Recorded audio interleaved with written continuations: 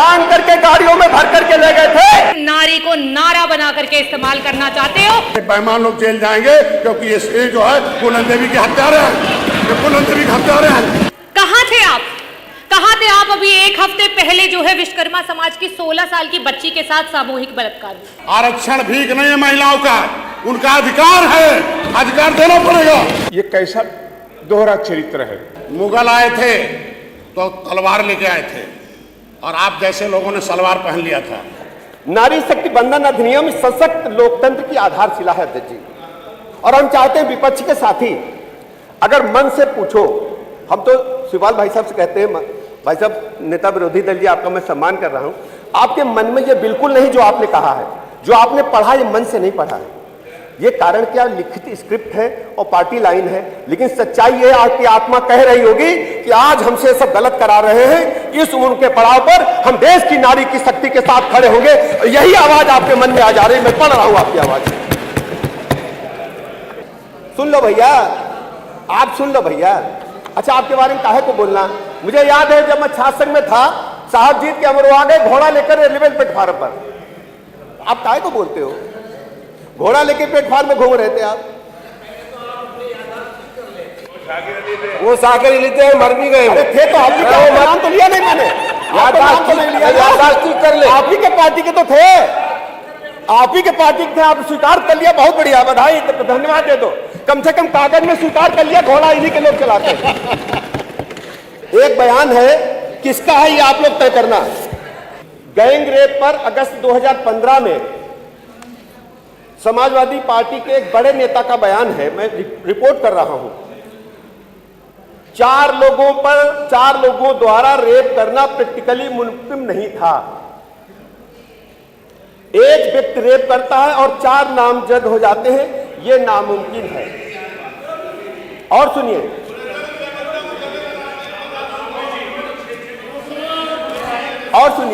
तोताराम यादव जी एक नेता हैं। तोताराम यादव जी बोलते हैं ये सब आपसी सहमति से होता है, रेप लड़के लड़कियों की आपसी सहमति से होता है। आपके एक और सांसद जी थे, वो बोलते हैं कि आजकल जो ऑनलाइन कंटेंट है इस वजह से हो रहा है। और सबसे बड़ी बात यह है कि लगातार एनसीडब्ल्यू ने इसमें चिंता जाहिर की अध्यक्ष जी। बहन कुमारी मायावती जी इस देश की बड़े राज्य की मुख्यमंत्री रही हैं। मुख्यमंत्री बनने से पहले सूबे में समाजवादी पार्टी की सरकार थी, और मैं पूरी घटना बता रहा हूं, पुराने लोग समझेंगे और हमारी बात को डिटो करेंगे। शिवपाल जी भाई साहब आप भी समझे, आप ही थे आदि नेता विरोधी दल जी। औरैया में एक जिला पंचायत सदस्य का, वो भी दलित जिला पंचायत सदस्य का अपहरण होता है। बहन जी फोन करके विरोध जताती है तत्कालीन मुख्यमंत्री से और समर्थन वापस लेने की घोषणा करती है। रामचंद्र राजभर जी बैठे हैं, ये भी टंगे थे। बहन कुमारी मायावती जी ने किताब लिखा है, FIR दर्ज हुई थी, कैसी बात करते हैं आप? महबूब जी FIR दर्ज हुई है। बहन मायावती जी ने समर्थन वापस लिया, तो समाजवादी पार्टी के समर्थन में, सरकार के समर्थन में गुंडे माफिया मीराबाई गेस्ट हाउस के कमरे को घेर लिए, उनकी बत्ती काट दिए, टेलीफोन काट दिए और गैस सिलेंडर मंगा करके, गैस को खोल करके उनके हत्या करने जा रहे थे। उस समय भारतीय जनता पार्टी के ब्रह्मदत्त द्विवेदी जी ने, पूछिए और से खत्म हो गया, काहे उसे बार-बार दोहरा रहा है? सुप्रीम कोर्ट ने मामला खत्म कर दिया। चलिए, धन्यवाद। मानिए देखिए, अच्छा रामचंद्र राजभर जी बैठे हैं, रामचंद्र राजभर जी बैठे हैं, इंजी सरोज जी बाहर चले गए, रामचंद्र राजभर जी का शपथ करा करके बयान ले लिए, ये भी चश्मदीद की बात है, ये भी वही खड़े थे। और जिस ढंग से समाजवादी पार्टी के गुंडों ने दलित विधायकों को टांग करके गाड़ियों में भर करके ले गए थे, समाजवादी पार्टी पूरी तरह से गुंडई अराजकता पर उतर करके आई। धन्यवाद, थैंक यू। माननीय अध्यक्ष जी, 2-3 बातें और रह गई। प्लीज सर, मानी मेरा रिक्वेस्ट है। इन्होंने चर्चा किया, माननीय संग्राम जी की 4-5 बातों का जवाब दे देता हूं। इन्होंने चर्चा किया पूर्व सांसद आदरणीय फूलन देवी जी का, चर्चा किया, संग्राम जी ने इसे जवाब दे रहा हूं। निषादों के सबसे बड़े नेता निषाद राज पार्टी के हमारे संजय निषाद जी ये सच्चाई बताएंगे। स्वर्गीय फूलन देवी जी पूर्व सांसद को डाकू बनाने में इन्हीं समाजवादी पार्टी के लोगों का हाथ था। उनको भेजा बिहार में और इनके आतंक से वो डर करके बिहार में राइफल लेकर की बुद्धि थी, इसमें समाजवादी पार्टी का योगदान था। और इनकी पीडीए की परिभाषा जानते क्या है? माननीय मुख्यमंत्री जी ने कहा है ये प्राइवेट लिमिटेड अथॉरिटी है, और मैं कहता हूं ये प्राइवेट लिमिटेड अथॉरिटी तो है ही, ये परिक्रमा देत अल्पसंख्यक हैं जो तुष्टीकरण की राजनीति के आसपास घूम रहे हैं। परिक्रमा देत अल्पसंख्यक और कोई काम नहीं है, वोट के खातिर देश को जात के आधार पर, धर्म के आधार पर बांटने का काम करती है। अतः माननीय अध्यक्ष जी, मैं सदन से गुजारिश करता हूं, नारी शक्ति बंधन संशोधन अधिनियम को ताकत देने के लिए, जन जन की आवाज देश में पहुंचाने के लिए पूरा प्रदेश एकजुट हो। मैं समाजवादी पार्टी के विपक्षी अपने मित्रों से अपील करता हूं, हाथ जोड़ करके विनती करता हूं कि बहनों के लिए कृपया अपनी आत्मा के आधार पर आज सर्वसम्मत से पास करके देश की सबसे बड़ी पंचायत में भेजने का काम करें। मैं नेता विरोधी दल जी आपको प्रणाम करता हूं। आज कुछ लोग कह रहे हैं, हमारी कांग्रेस की आदरणीय नेता इस बात को कह रही थी कि कांग्रेस ने इस बिल को समर्थन करने का काम किया, आज भी समर्थन में है। मैं भी बड़ा आश्चर्यचकित हूं। मेरे बगल भी एक बोर्ड रखा है कि 33% आरक्षण लागू हो। ये हमारे एक समाजवादी पार्टी के साथी रखे हैं। ऊंचा हार के ना तुम परेशान हो। मान्यवर, ये कैसा दोहरा चरित्र है। मारीच भी उतर आएगा अगर ऊपर स्वर्ग से, तो इनको देख करके शर्मा जाएगा कि ये कौन लोग हैं जिन्होंने भारत के पार्लियामेंट के अंदर आधी आबादी का हक छीनने का काम किया, उन्होंने बिल को फाड़ने का काम किया। ये देश ने नहीं देखा, विश्व में भी देखा, और विश्व में भी ऐसे विपक्ष के लोगों का चेहरा बेनकाब हुआ कि भारत में ऐसे लोग भी हैं जो आधी आबादी और नारी शक्ति का अपमान करने का काम करते हैं। ये बात करते हैं महापुरुषों की। तो 2023 सितंबर में पार्लियामेंट में सर्वसम्मति से पास हुआ बिल 2.5 साल बाद आधी रात में नोटिफिकेशन जारी नहीं किया जाता। भारतीय जनता पार्टी जिस तरीके से महिलाओं के साथ व्यवहार कर रही है वो किसी से छिपा नहीं, और आज यूपी की प्रत्येक नारी इस बात से परेशान। सिंदूर कोख और इज्जत नोच जिंदा लाश बनाई जाती हूँ, नकली आरक्षण का धोखा देके शतरंज नचाई जाती हूँ। मैं यूपी की नारी हूँ, हर रोज जलाई जाती हूँ।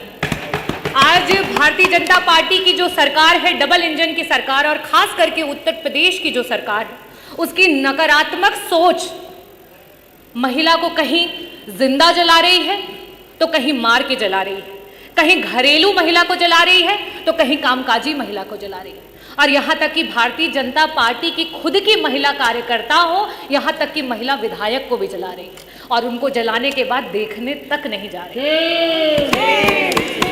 मैं पूरे सदन की तरफ से माननीय विधायक अनुपमा जायसवाल जी जल्दी स्वस्थ हों, उसकी कामना करती हूँ, और ये भी कहना चाहती हूँ कि जिस भारतीय जनता पार्टी ने उत्तर प्रदेश के पूर्व मुख्यमंत्री जी की स्वर्गीय मां को भी अपनी गंदी राजनीति में खींचने से नहीं छोड़ा, वो सबसे पहले गए, क्योंकि वो असली महिला का सम्मान जानते हैं और समाजवादी पार्टी असली महिला का सम्मान जानती है। और उसके बाद भारतीय जनता पार्टी के 2 डिप्टी सीएम उनके बाद जाते हैं अपनी महिला विधायक को देखने के लिए, और यही है आपका नारी वंदन।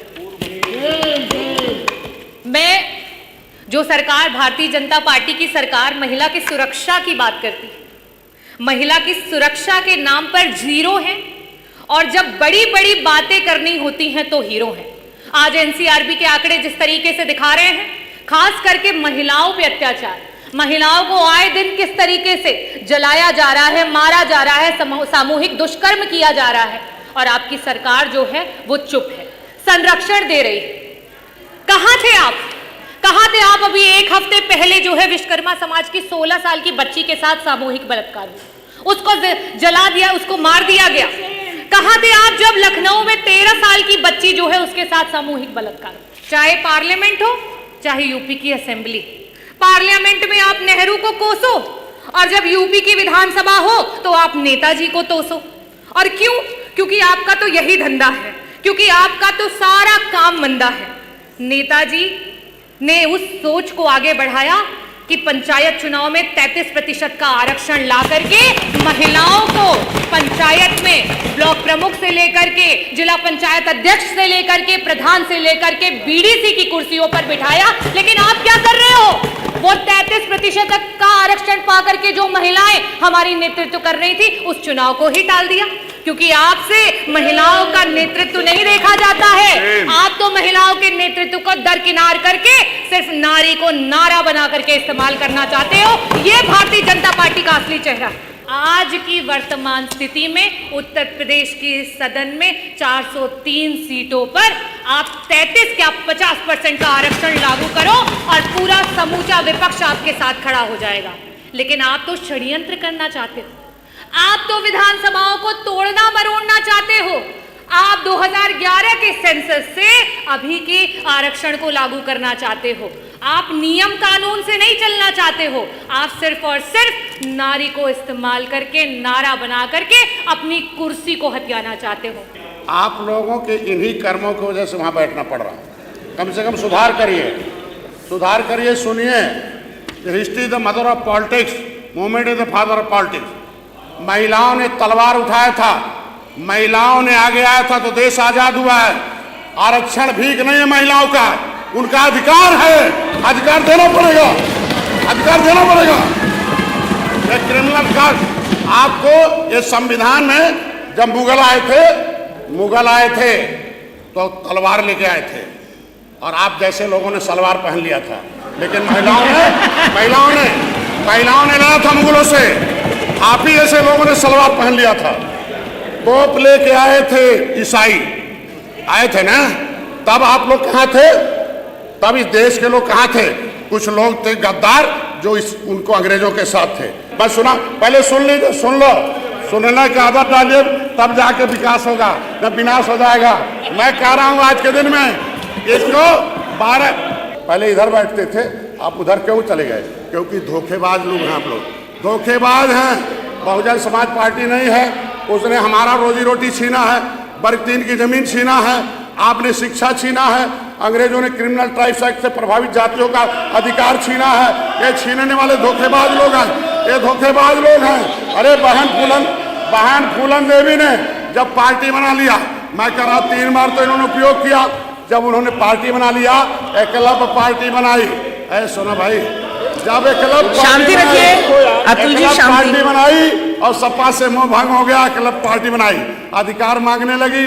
जब उन्होंने एकलव्य पार्टी बनाई तो आज 28 दिन बाद इन्होंने मरवा दिया। मैं तो कहता हूँ सीबीआई जांच होना चाहिए, एक बेईमान लोग जेल जाएंगे, क्योंकि ये जो है फूलन देवी के हत्यारे हैं, ये फूलन देवी के हत्यारे हैं।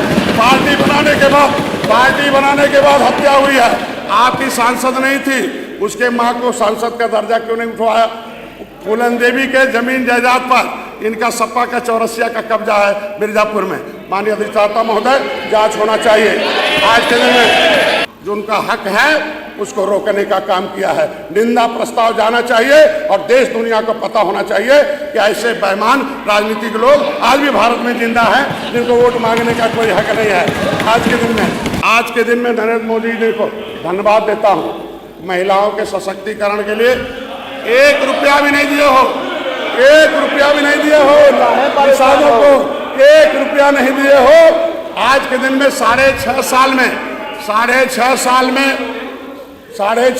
में 61,000 करोड़ रुपया हमारे मत्स्य विभाग को प्रधानमंत्री मोदी जी ने दिया है। योगी जी ने भी दिया 40% में। महिलाओं के सशक्तिकरण में 60% सब्सिडी है। आज के दिन में ये कम से कम 10,000 से ज्यादा महिलाएं आज के दिन में मत्स्य पालन के क्षेत्र में लखपति और करोड़पति हो रही हैं। आप लोगों को कुछ पता नहीं होगा, जब तक जल्दी खत्म कर लीजिए प्लीज। जब तक ये नंगा नहीं होंगे तब तक जनता नंगा कैसे करेगी? ये नंगा नहीं होंगे तो जनता नंगा कैसे करेगी? ये सुनना पड़ेगा। ऐतिहासिक कदम मोदी आधे मिनट में धन्यवाद दीजिए आप लोग की, उन्होंने आप लोग पूरा महिलाओं को आप लोग मूर्ख बना रहे हैं 60-70 साल से, लेकिन आज मोदी जी महिलाओं के साथ खड़े हैं, महिलाओं के साथ खड़े हैं।